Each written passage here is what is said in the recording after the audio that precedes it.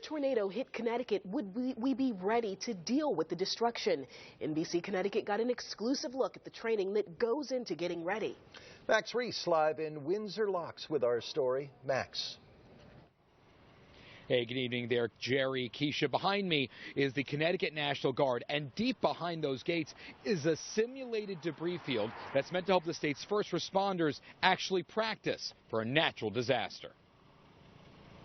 Members of the state's urban search and rescue team make their way through rubble and twisted metal in a simulated search for victims on a day meant as practice.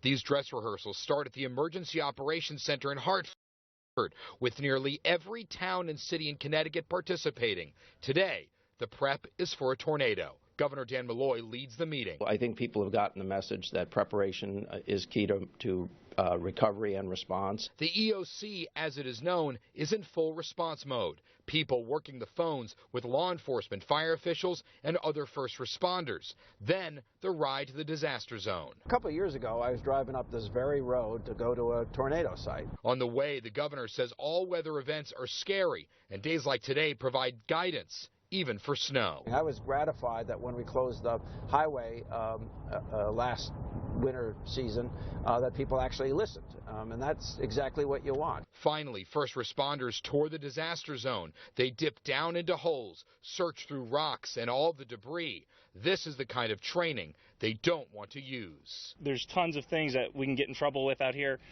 Concrete, to make it structurally sound, has rebar and metal into it.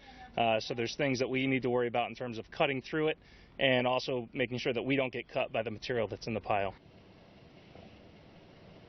This is the fifth such statewide simulation that the state has undertaken, at least under Governor Dannel Malloy. That urban response team we showed you, they were vital during the Hurricane Sandy, the Superstorm Sandy response several years ago. They went through all kinds of homes that were hit with severe water damage, looking for survivors.